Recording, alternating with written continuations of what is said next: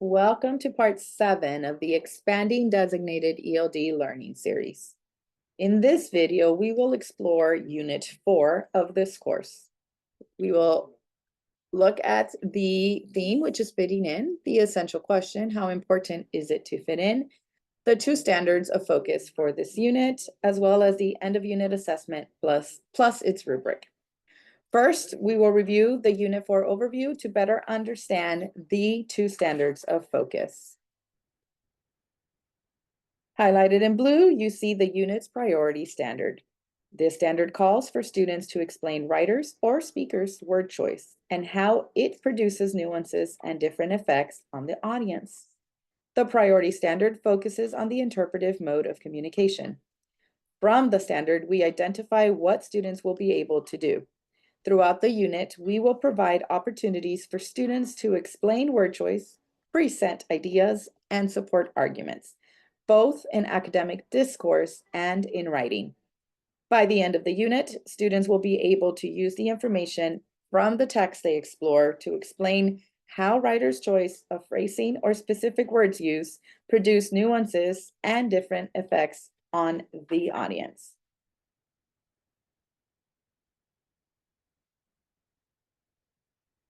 Here you see lessons 4 and 5. As previously mentioned, students will have multiple opportunities to practice the concepts and skills of the priority standard throughout the unit. In these 2 lessons, for example, students will identify specific phrases and words used by the author to affect the reader. Then students will present their ideas in writing. The concepts and skills will be assessed at the end of the unit, where students will have opportunities to use the rubric to formatively assess their process as they acquire the academic vocabulary to master the concepts and the skills of the priority standard.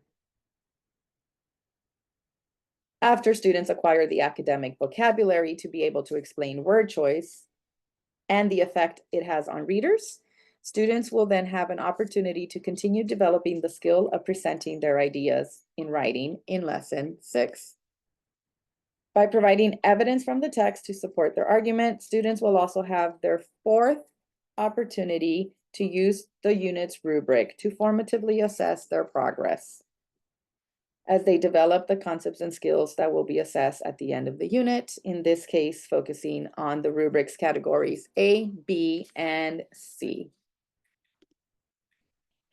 Highlighted in purple now, you see the unit's supporting standard. This standard calls for students to use a variety of verbs in different tenses. From the standard, we identify what students will be able to do by the end of this Unit 4. Students will have multiple opportunities throughout the unit to acquire the grammar needed to master this supporting standard. Like the priority standard, this could be done orally or in writing. And the supporting standard also focuses on the presentation, on the interpretive mode of communication. By the end of the unit, students will have acquired the academic vocabulary needed to incorporate a variety of verbs in their claims. Here we see lesson 3 of unit 4. As a reminder, lesson 3 of every unit always focuses on the grammar students need to be able to master the secondary standard. For this unit, the grammar is using a variety of verbs in different tenses. In every unit of this course, lesson 3 will activate the prior knowledge students may have in their understanding of the grammar of focus. Once students review the grammar of focus, they will have the opportunity to complete a 3rd read of the text. During this 3rd read of the text, students will be able to identify the grammar of focus in context. Lesson 3 ends with an opportunity for students to add to their claim, the one they wrote in the previous lesson, using verbs they identified from the text. The end of the lesson provides students another opportunity to use the unit's rubric. This time focusing on assessing how well students incorporate the grammar, which is category D.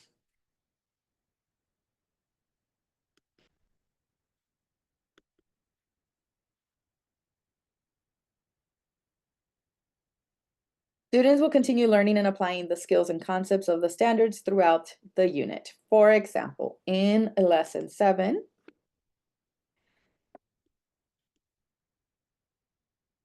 nine, like lesson 3, lesson 9 of every unit of this course focuses on the grammar. Lesson 10, 11, and finally lesson 13.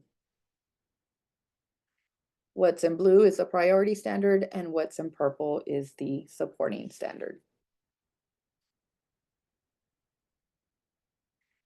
As a review, the grammar focus for this unit, in this case verbs in different tenses, is first introduced to students in lesson 3. In Unit 4, students will learn, review, and apply the grammar of focus in lessons 9, 15, 21, 26. Please note that the concepts and skills of the priority standard is the main focus in all the other lessons of the unit.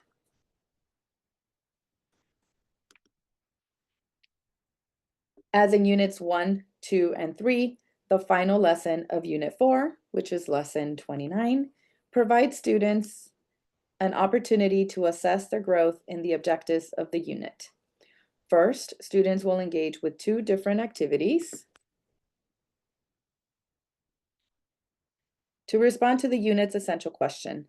Then they will use the information learned throughout the unit to self-assess their mastery of the concepts and skills of the priority standard by comparing the post-assessment to the pre-assessment, which was taken when the unit was first introduced. This will allow students one final opportunity to practice the concepts and skills of the priority standard before they are formally assessed. Unit 4 is the final unit of the Expanding Designated ELD course. Remember to start the unit with the 4 steps outlined in the introduction slide pictured here.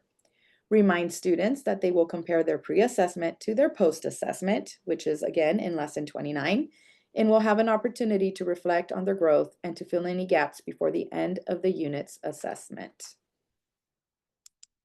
As always, thank you for viewing, and don't forget to reach out to your ELD TOSA for support.